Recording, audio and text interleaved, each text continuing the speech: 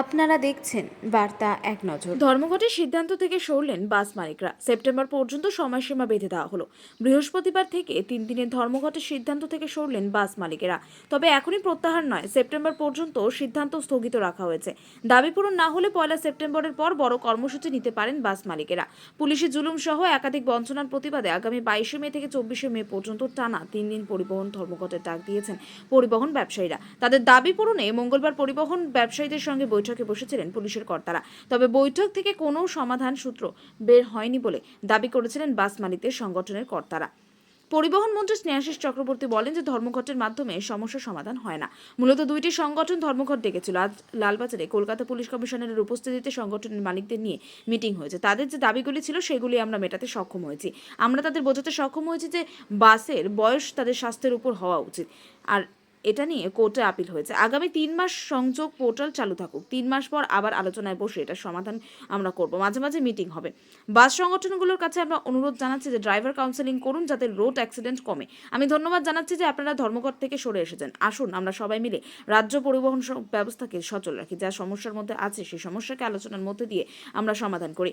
Police প্রশাসনের সঙ্গে প্রতি মাসে মিটিংয়ের আয়োজন করেছি এবং সমস্যা থাকলে আমরা সমাধান করব। সমস্যা সরকার চাপে পড়বে বৈঠক বসলে। সরকার যেমন থাকে বিরোধী দলও থাকে। সরকার মানে বিরোধী দল কথা শুনবো না এটা নয়। আমরা আলোচনায় বসেছি, সরকারের নির্ধারিত ভাড়াতে চলতে হবে, এটা আমরা আজ বলছি। যে সেই কেসগুলো থেকে কতটা রিলিফ দেওয়া যায়, তার মানে কিন্তু এটা নয় যে প্রযুক্তি ব্যবহার করা হবে না। তার মানে এটা নয় যে গাড়ি যদি নিয়মের বাইরে চলে তাহলে পুলিশ প্রশাসন কিছু করবে না, সেটাও কিন্তু হয় না। আপনারা প্রত্যেকেই মিডিয়া আছেন এবং বাংলার মানুষও জানে যে আমরা নিয়ম মেনে আমাদের সকলকেই কিন্তু চলতে হয়, চলার চেষ্টা আমাদের কিন্তু করতে হবে। এটা আমরাও যেমন বাস অ্যাসোসিয়েশনকেও এই দায়িত্বটা নিতে হবে। যারা ধর্মঘটের পর থেকে সরে এলেন তারা সেপ্টেম্বর অবধি সময় দিয়েছে, বলছেন সেপ্টেম্বর পর্যন্ত স্থগিত এই ধর্মঘটে, এবং তাদের অভিযোগ যে 3 দফা, তার মধ্যে আরেকটা অত্যন্ত গুরুত্বপূর্ণ ছিল যে তাদের বক্তব্য বিভিন্ন সার্জেন্ট থেকে আরম্ভ করে বিভিন্ন জায়গায় তাদের কাছ থেকে যে টাকা তোলা হয় সেই নিয়ে তারা অভিযোগ করেছেন। তাদের দাবি পুলিশ মেনে নিয়েছে এই অভিযোগ। দেখুন, ওইটাই পুলিশ মেনে নিয়েছে এবং পুলিশ বলেছে কোথায় কোথায় কোন কোন ধরনের কেসগুলোকে তারা মনে করছে যেটা সঠিক নয় সেগুলো তাদের দেওয়ার কথা বলা হয়েছে। সেগুলো কেস টু কেস পুলিশ প্রশাসন দেখবে, যেটা সঠিক মনে হয়নি সেগুলো নিশ্চয়ই উইথড্র করা হবে।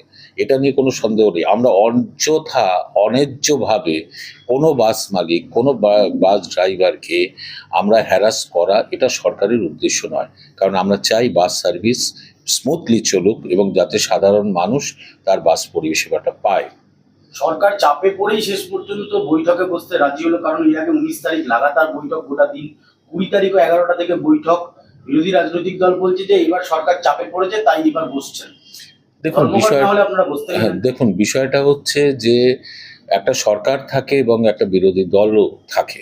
বিরোধী দল বিভিন্ন ইস্যু নিয়ে আন্দোলন করে, কিন্তু সরকার, গণতান্ত্রিক সরকার, সে যদি বিরোধী দলের আন্দোলনকে গুরুত্ব দিয়ে তার সাথে আলোচনায় বসে, এটা তো সব থেকে উৎকৃষ্ট সরকার বলেই আমি মনে করি। সরকার মানে বিরোধী দলের সাথেই লড়াই করে যাব, তাদের কোনো কথা শুনবো না, তারপর বন্ধ হবে, তারপরে পুলিশ প্রশাসন নামবে, তারপরে অ্যারেস্ট হবে, এ পদ্ধতি আমরা সঠিক বলে মনে করি না বলেই আমরা আলোচনা চেয়েছি।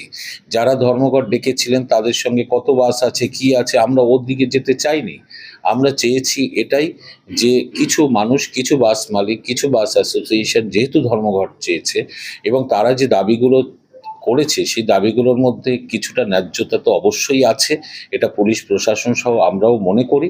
কারণ এত জনসংখ্যার একটা রাজ্য, এত বড় একটা রাজ্য, সেখানে প্রশাসন চালাতে হয়।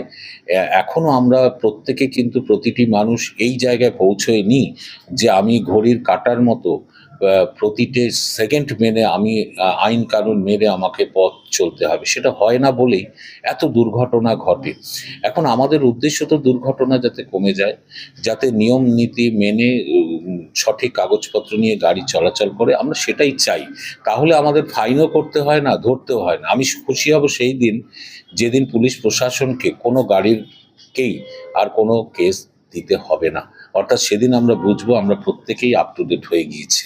সংগঠনের নেতারা বলছে আপনি সবটাই জানতেন, পুলিশ তোলা তুলছে, পুলিশ জুলুম করছে, আপনাকে বারবার জানানো হয়েছে, কিন্তু আপনি কোনো। দেখুন, বিষয় হচ্ছে যে এগুলো বিরোধী দল অভিযোগ করে, এগুলো কিছু মিডিয়া অভিযোগ করে যে এই সুমোটো অভিযোগের কোনো কিন্তু অর্থ হয় না। আমি তাই পুলিশ প্রশাসন বলেছে আপনি কেস টু